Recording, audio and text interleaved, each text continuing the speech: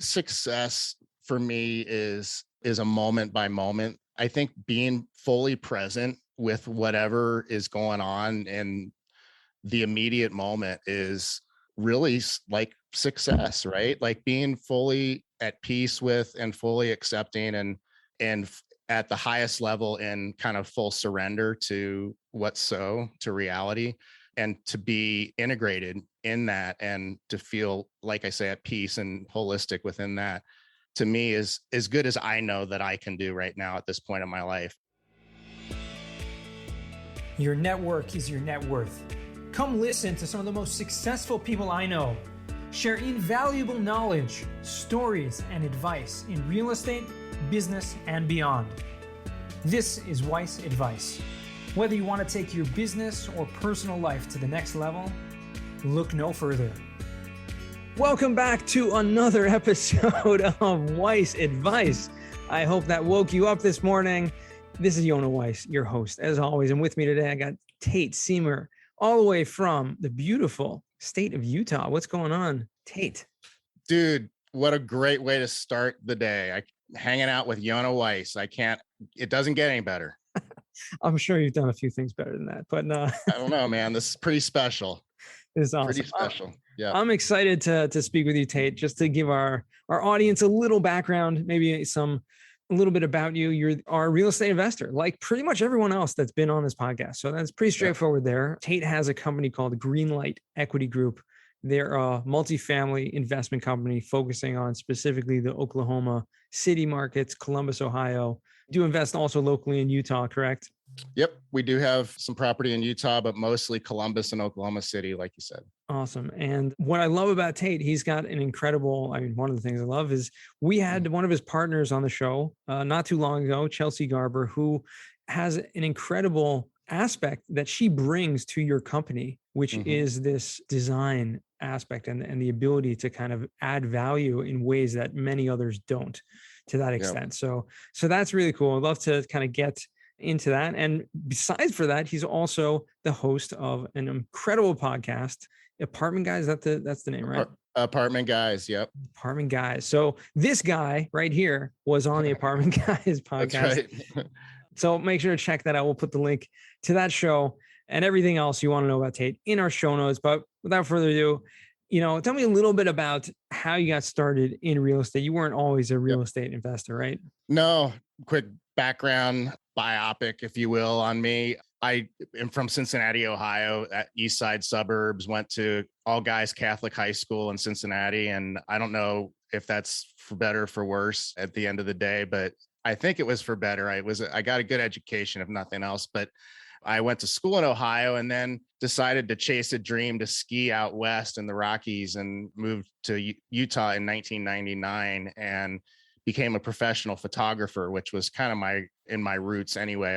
I studied fine art photography in college and had a darkroom growing up. And so was a ski photographer for about 10 years out on the mountain shooting skiers, and did a lot of weddings and a lot of families and a lot of couples and formal portrait photography work. And about 5 years into that venture, like doing it real hard and heavy and kind of with as much passion as I had at the time and really loving it, I did come to realize that in the environment that we were in, which was going digital or had gone digital at the time, it was going to be a really tough paycheck for me to get to the kind of the lifestyle that I wanted to live, the level that I wanted to live. And so I was in the basement of a friend one day who I was talking to his roommate, and he was doing this thing called flipping, which I'd never heard of. And he was doing it with a triplex, which like gymnastics. Yeah, exactly. You're flipping a triplex? Like, dude, what does that mean? Tell me more about that. So long story short, he was in a investor class that was kind of investing 101 here in Utah, and was learning and partnering through that course and getting deals done. And so I never really considered real estate investing. It was my very first exposure to real estate at all, pretty much. I didn't have any entrepreneurial influences to speak of, at least in the real estate world in my background. So I really immersed myself and dove headfirst into this class and started flipping some houses myself, became a realtor, really got into the single family game. Then the crash happened and in '08, and I never really had hit a stride with single family. I loved the game. I loved the entrepreneurship, but I hadn't really found the vehicle that I loved yet. And so when the crash happened, I went back to photography for a bit. And then my best friend and my longtime boss and partner, Carl York, who's still my partner, my second two of three partners, Carl York. And he looked at me one day, we were working together doing some photography stuff, and said, dude, let's start flipping some houses. And I'm like, oh man, come on. Like real estate again? Like, You can do no that. way. Yeah. Like, okay. So anyway, long story short, 2 months later, we're flipping a house, and we really like dove in again and felt like the best way to do it was kind of one house at a time and put all our resources, all the funds we had ourselves, all the time we had ourselves into 1, 2, maybe 3 houses and try to scale that way. And that's just not a recipe for success at the level that I'm committed to having. So that's our background. And about 4 years ago, we made the shift into 3 different asset classes: multifamily, small apartments, new build. We built some $1 million townhomes in downtown Salt Lake City, and land entitlement deals where we were buying raw land and entitling them for townhome projects. And some of those projects went well, and a couple of them, namely the townhomes, did not go well. And we were really handed a kind of a kick in the butt by the universe for getting that far out of our lane, so to speak. I think at the end of the day, we tried something that we weren't really qualified to try yet in the way of development and being builders. But the multifamily projects went really well. And we were very, very blessed to have one in particular come along and be presented to us by a wholesaler that said, this is a really interesting, good deal that's solid. It's like, you guys will make money on this deal. You should do it. And here's how you should do it. Right. That was our intro into apartments and into this whole game. So, and that was about 3.5 years ago at this point, Okay. I guess. So now you've grown older and wiser. Yes. Yeah. I mean, I like to think so, but I think in all sincerity, I think we've grown a lot wiser in that we're now investing in this asset class that has so many advantages that you talk about all the time on the show, and we talk about a lot, and is really like recession resistant and inflation resistant. It's a good hedge against inflation. And there's just so many, the tax benefits and all the things that go into making this such a great win for lots of people. And the syndication process makes it attainable for so many people now to be in on this game and be a part of it. So it's super exciting. We've transformed our business. We created GreenLight about 3.5 years ago, was when we branded GreenLight. We had been calling ourselves a development company for a long time, and we're certainly not that anymore. Right. So yeah, I mean, listen, there's, I think what you just shared speaks to the experience. But a lot of people think that they can just jump in to maybe what you're doing now, which is large, 100+ unit multifamily properties. Okay, some smaller, but predominantly, larger 100+ unit multifamily properties, where, like you said, they're very stable, economy, resistant, or recession resistant in a lot of ways, and are providing, great returns to yourself, to investors. You learned about that the hard way, and for a lot of folks out there think they can really just, jump in, all hands on deck into some of these larger asset classes. Well, here's Tate telling you, listen, you gotta, he learned the hard way. Going back, had you known then what you know now, do you think you would have, put yourself through all of the headaches and all of the, challenges that you went through, didn't go straight into larger multifamily like a lot of people are doing now? I think there's like a spiritual answer to that and a business answer to that. Right. So I totally get that. And I obviously, I relate to the spiritual one very much. Me too.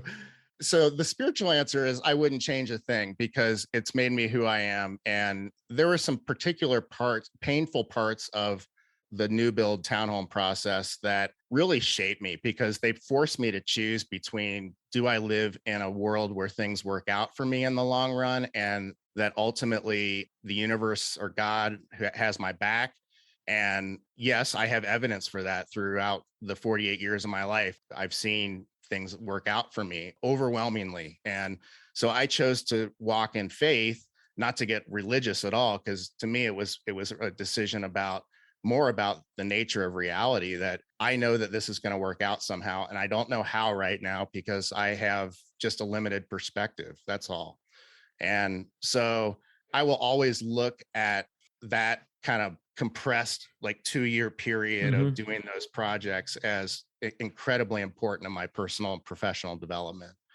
That said, I think knowing what I know now on a business level, on strictly a strategic level, that I could go back and coach myself and say, dude, here's some mentorship options for you. Here's some coaching program options for you. There's partners out there that you just haven't met yet. Here's ways of meeting them. And you can scale faster. You don't have to go step by step through the single family into duplexes, fourplexes, and up from there. And a lot of people do that because it's a logical way to go, and it's linear, right? And it makes there's things about it that make a lot of sense. That said, the multifamily space is quite different than the single family space. And there's a lot of skill set and knowledge base that does translate, and there's quite a bit that doesn't translate, in my opinion. In other words, there's a lot of specialized knowledge that you got to get by doing specifically commercial deals. And the best way to do that is just to do them. So, I'm a big proponent of going big and really expanding your thinking to going as big as you feel comfortable thinking even. So, a lot of times and I speak to myself included, a lot of us don't even know what we don't know, and you talk about how your mind can expand to grow, but oftentimes, like, unless you're challenged beyond your limits, you don't even know, like, shoot for the stars, you'll hit the moon kind of thing. You don't really know what you're capable of. You do a lot of coaching now as well, right? I don't do any formal coaching right now, not yet. It's something I definitely I see in my future. I don't know exactly what it looks like, but whether I'll join a program, somebody else's team, or whether I'll kind of start my own thing or whatnot. I employ a coach. You have a coach. Okay. Coach. Yeah. And it's been a huge part of this year. I mean, in the last 18 months, we've gone from owning 0 doors to owning 572 doors and operating them in 7 different communities between Utah, Ohio, and Oklahoma. And a huge part of that, I mean, obviously it's been a massive year. It's like a transformative quantum leap kind of year. And a huge part of that for me has been having a coach in my corner all the time, really speaking to me and to my highest and best, and coaching me from the perspective of somebody that is committed to me getting what I want and getting to where I want to be and getting our company to where I want our company to be. But, in a lot of ways too, I feel like we're just getting started. Like we're creating a new vivid vision for our company that I'm super excited about, the new 3-year vision. And it's going to be so exciting, so transformative. That's awesome. I mean, it shows. I mean, I've kind of watched the journey. You said, past 18 months or so, I think we've been connected for at least that amount of time, and kind of seeing the process and seeing you guys, collaboration with Chelsea and doing things that are really smart. I mean, to be honest, I think it goes underappreciated by a lot of sponsors out there. I mean, and I deal with, just in the business that I run, hundreds of syndicators, and I see a lot of nuances among them, right? And it's all objective, right? I'm looking from my perspective, but it gives me personally a great perspective to see, what I'm looking for in a good operator, what I'm looking for in good deals, what I'm looking for, in these markets but one thing, like I said earlier on, that really kind of stands out is when you're talking about these value adds. And we had Chelsea present to our Wednesday night group a few months ago, and she talked about the specifics of, catering to that curb appeal, catering to, things that the tenants are really want more so than what you think they want. Yeah. And that really has to do with, getting a feel and going into these communities and understanding them. It's not Yeah. like, oh, I picked this market because it's a great market and yada, yada. But no, you got to go down there. You got to meet the people. You got to get to know what that market is looking for. It may be different Yeah. from Oklahoma City to Columbus, right? I mean, you are Yeah. focused in those two markets, but Yeah. I'm sure they have a lot of differences. Would that be fair? Absolutely. There's not so subtle differences between the two markets for sure. And I just want to actually just touch on Chelsea real quick, because I think there's a pretty cool takeaway from the story of Chelsea joining Greenlight and how that all happened. But I went to Dealmaker Live in 2019, Michael Blanc's event in Dallas, and Chelsea and I were both kind of geeking out over Joe Fairless and like hanging out with him and talking to him and picking his brain, so to speak. I hate that phrase, but we were schmoozing and met each other and basically became friends and stayed in touch. And just the power of social networking and good communication and being authentic. Chelsea was starting to think about moving out west and was living in New York City at the time and working kind of both coasts and wanted to get to the mountains. And long story short, I kind of swayed her into looking at Utah, and she ended up moving here. And then we started doing deals together, and it was such a great organic fit on so many levels. And so it's become just a very, like, we've hardly had to discuss so far between Carl and me bringing Chelsea on board, because she's made us so much better. And it's one of these situations that the sum of the parts is so great. The whole is fantastic. And she brings that, what you were talking about, that market knowledge and understanding the nuances of communities, and particularly, Class C workforce level housing kind of needs a special touch. It needs a level of care that most people don't really give it, Right. especially aesthetically. And like thinking about, like, are the fonts on this sign that we just put together, do they speak to a fresh vibe and a place that I'd want to go home to, and something that's clean and new and all that stuff. And Chelsea really gets that, and she understands Oklahoma City and can speak to Oklahoma City better than anybody I know, including all the brokers there. And so obviously Carl and I both are and feel very, very fortunate. And it's really, to me, a lesson in, like, go to these conferences because Right. you never know what's going to happen. And it seems to me, especially these conferences, like the 2-day conference, these 2-day events Mm-hmm. are particularly ripe with opportunity and people that are really taking big action and are ready to take big action. Sure. Absolutely. You talk about being at the Dealmaker Live and spending a lot of time. To me, it's kind of, I totally agree. I love to go to these conferences. I spend a lot of time out Yep. there and just meeting people, and it's incredible for me. But I have a little bit of a different take on it. And it's more difficult for me to spend a lot of time with people. I think more because specifically I'm personally like bombarded a lot of time just Yep. meeting people. But you kind of gravitate. And I think recognizing, there is kind of a higher power that is maybe guiding you. And the Mhm. fact that you wind up sitting at a table or next to or bumping into someone, like, there's a reason for that, and I'm a firm believer in that. And so where you sit down, I plopped down on a chair at Jake and Gino, like in the back of the room. I wasn't even looking like who was sitting there, and lo and behold, I'm sitting right next to, like, one of my clients. I was like, whoa, I literally didn't even see him there. And then we got to talking and spent a little more time together, and talking about potentially maybe doing a deal together. And that was something that never would have happened. First of all, if I had never gone to the conference. Second of all, Yeah. if higher powers had not sat Right. me down in that specific chair in a room full of 800, 1,000 chairs, that was the chair that I just sat in. And I think there's a lot to be said on that. I love that. I love when stuff like that happens. And to me, it happens a lot, like in my world, in our world, like in our circle. You see things like that happen a lot. And partnerships really do. That's where stuff happens, right? Is in this world, it's really in the world of teamwork and partnership. And so that's where so many options and opportunities lie, or in relationships with other people. But it doesn't surprise me that you get bombarded, Yona. You're a celebrity for sure. I'm not that status even close, so I can't relate, but I felt lucky to get my own little 30-second moment with you at Jake and Gino last month. And yeah, and I wish we could have spent a little more time together. I really do. Yeah. It was just kind of in passing right there, but sure was. Yeah. It was a hectic event and very crowded.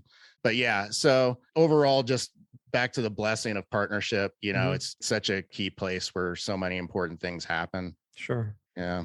Let me ask you about your podcast, Apartment Guys, right? The Apartment Guys.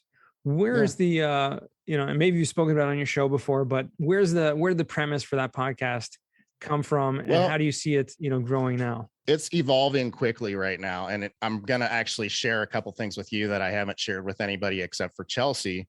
And I anticipate a probable name change for the podcast. It originally was conceived with a friend of mine and who was in a mastermind with me. And I love him. His name's John Prince. He's a fantastic human being and has been a great partner. And when we started the podcast, I didn't realize this was going to happen for me, but I kind of fell in love with it and really wanted to have kind of creative control, I guess, just to be straight and real.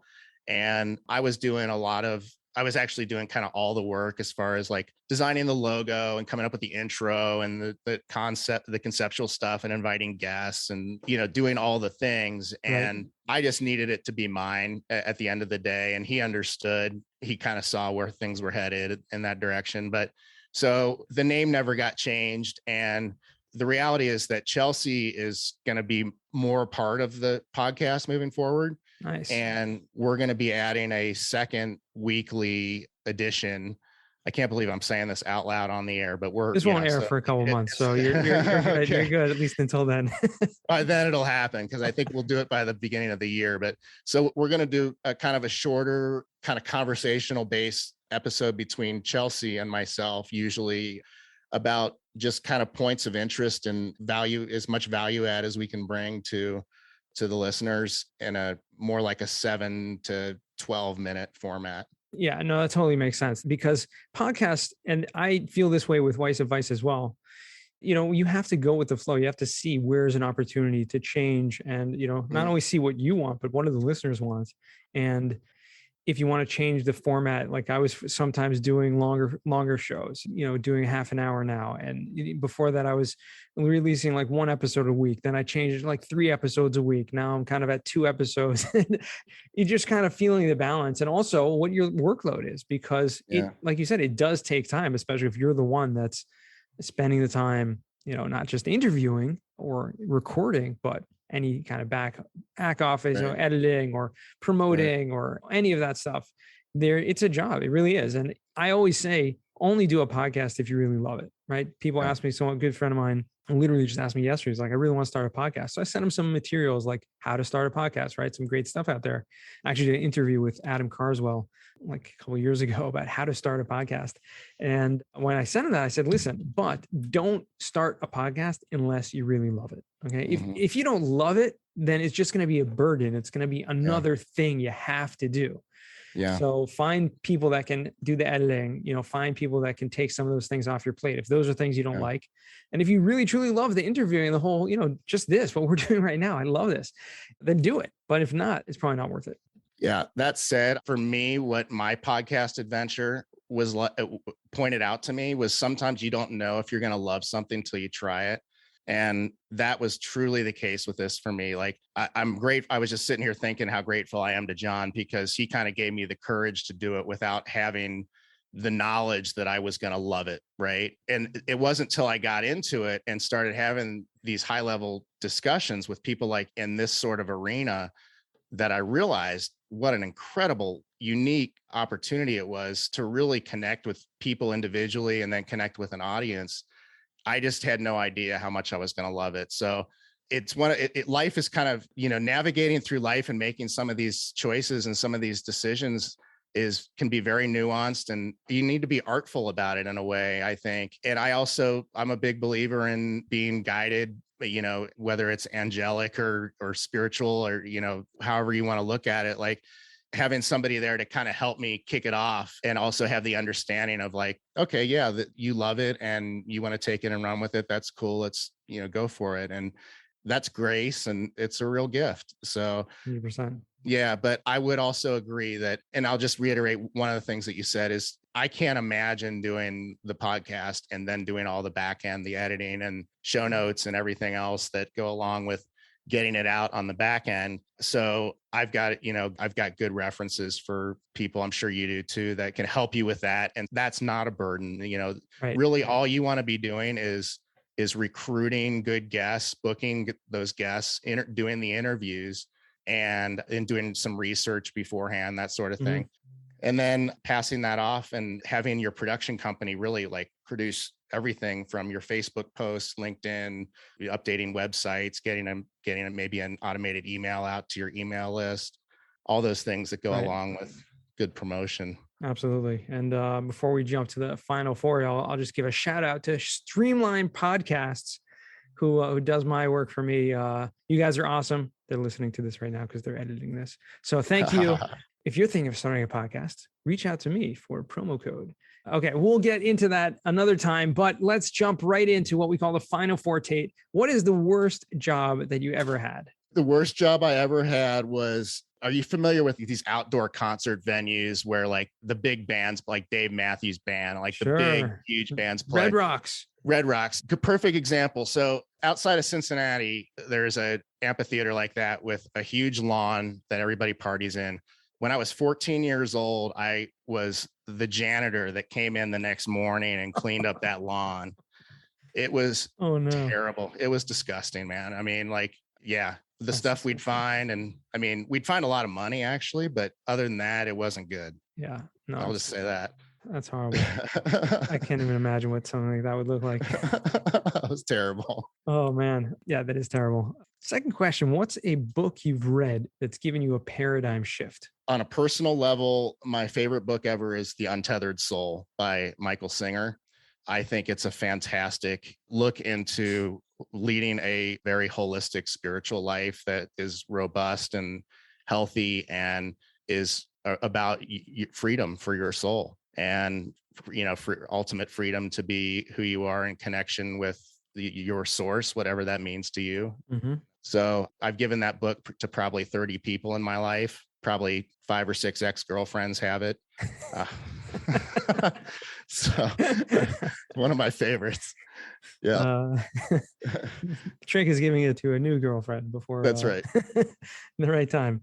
The right one, right? Well, that's awesome. Thanks so much for mentioning that. We'll put a link to that in the show notes for anyone who wants to check that book out. Third question, what's a skill or talent that you would like to learn? I'd like to really get good at speaking Spanish. It's something that's kind of long overdue in my life. I took 6 years of it in high school and college, but I never immersed myself in a culture or in a social environment that I needed to speak it. So I never really learned it. So I'm actually going to Mexico in about 9 days. Going to be down there for a week by myself in Sayulita, which is a little surf town north of Puerto Vallarta, and gonna kind of start hacking away at some Spanish skills, I guess. So we'll see how it goes. Okay. Yeah. We'll look forward to the report back. I'm sure we'll get some pictures on the socials from the surfing trips, but that'll be awesome. Yeah. That's really the only way to immerse yourself to learn a new language. So, and because you have the background, I'm sure it'll be much easier. But fourth and final question, Tate, what does success mean to you?